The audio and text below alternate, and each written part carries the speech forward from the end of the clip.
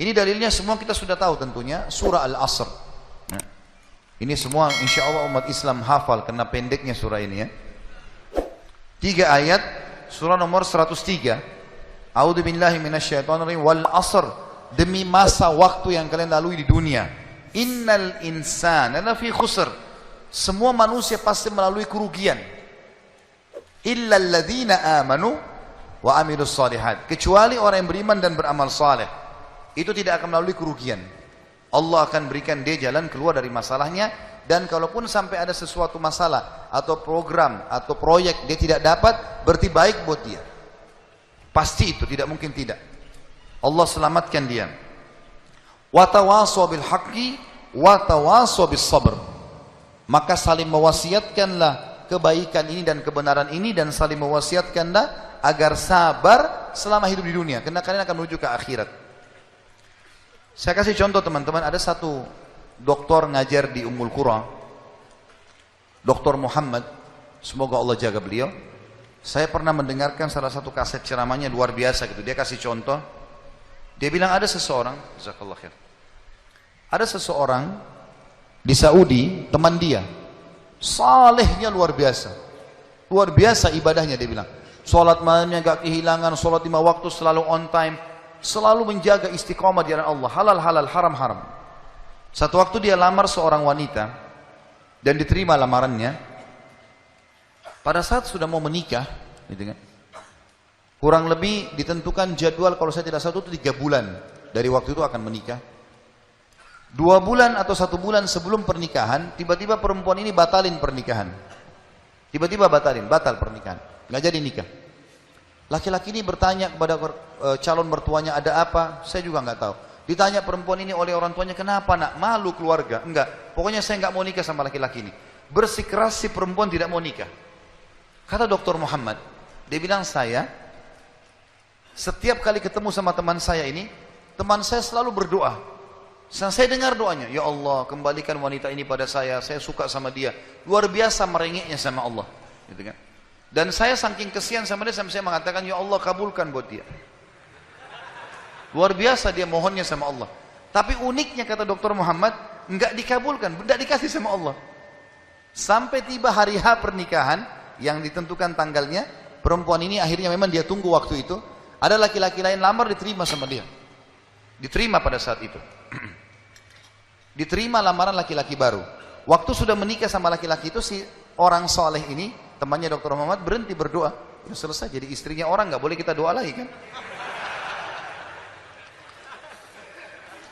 Maka Dr. Muhammad mengatakan, saya justru bertanya-tanya pada saat itu, di mana bentuk kasih sayangnya Allah kepada teman saya? Dia sudah soleh, janji Allah baik, mestinya dia dapat yang dia mau.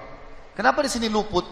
Nah ini yang saya bilang di poin ke-11, Allah selamatkan dari kerugian dan bahaya.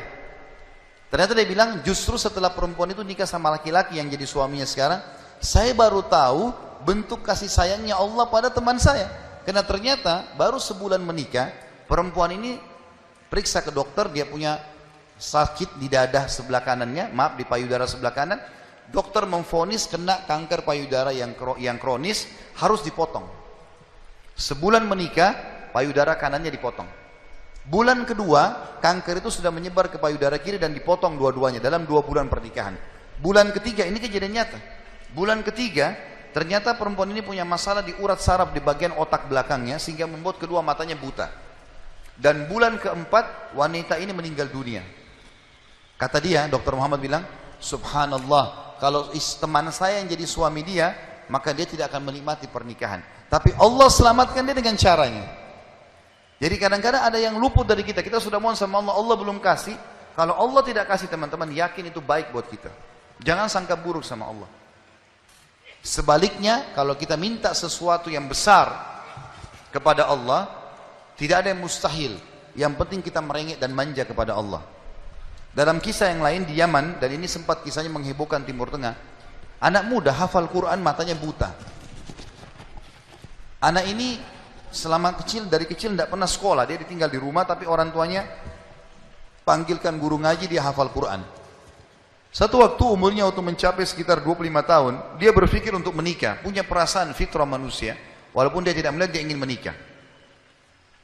Setiap kali dia bicara sama ayahnya masalah pernikahan, ayahnya bilang, nak siapa yang mau menikah sama kamu?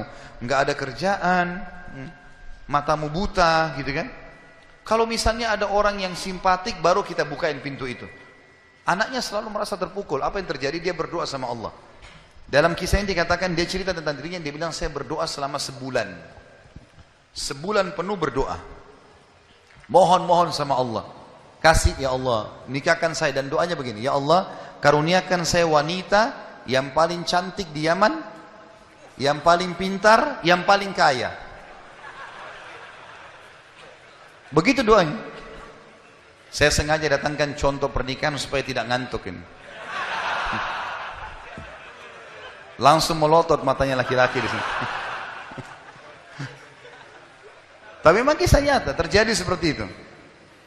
Maka teman-teman sekalian, di hari ke-30 dari doanya, sebulan dia berdoa, dia mimpi, ada orang datang dalam mimpinya mengatakan begini, hai anak muda, jodohmu namanya Fulana binti Fulana. Disebut nama perempuan itu.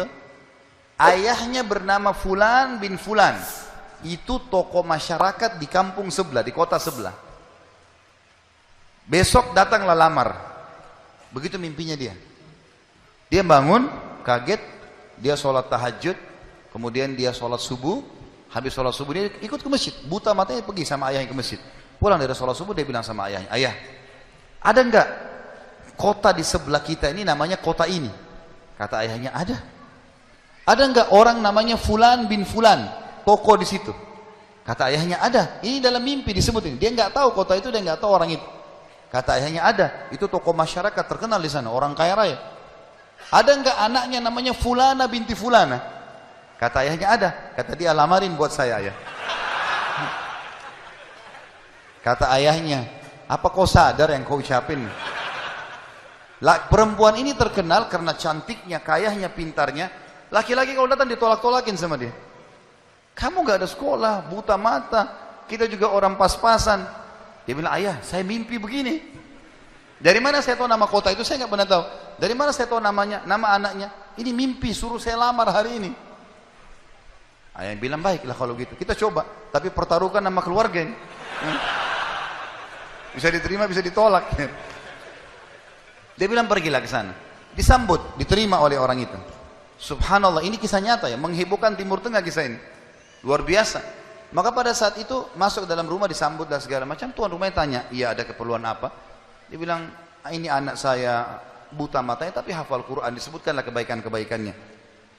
Entah kenapa dia minta melamar anak anda karena dia mimpi semalam.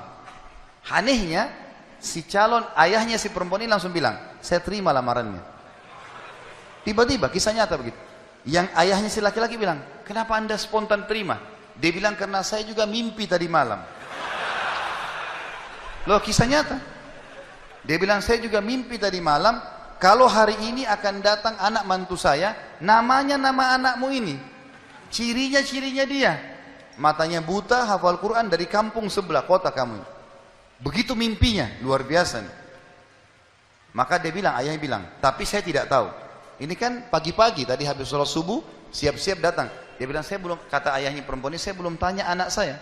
Tergantung, anak saya terima ya sudah, kalau enggak ya enggak. Kata mereka, baiklah. Masuklah si ayah ke kamar anak perempuannya.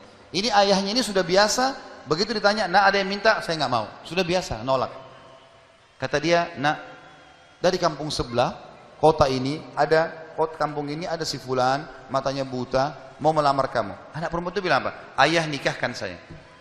Terima lamarannya. Kata ayahnya, bagaimana? Kau belum lihat orangnya? Dia bilang, tadi malam saya mimpi. Kisah nyata loh. Si perempuan itu mimpi. Mengatakan akan datang jodohmu besok, namanya Fulana bin Fulan, dari negeri kota sebelah, buta matanya, hafal Quran, terima lamarannya. Karena itu suami terbaik. Menikah gara-gara itu. Makanya sahabat dalam berdoa. Kita ini kadang-kadang atau antum ini sering berdoa, baru 2 kali sudah ngomel sama Allah. Sebulan orang berdoa, beberapa hari, sabar. Jadi minta sama Allah tidak ada yang mustahil. Gitu kan? Satu sisi yang lain, kalau kita sudah minta Allah belum kasih, berarti bukan Allah benci sama kita. Justru Allah mau selamatkan kita sebagaimana kisah tadi, wanita yang buta itu. Ini namanya contoh orang selamat dari kerugian. Allah selamatkan dengan caranya. Masuk dalam semua lini teman-teman ya, proyek yang kita dapatkan dan semuanya ini termasuk kebaikan.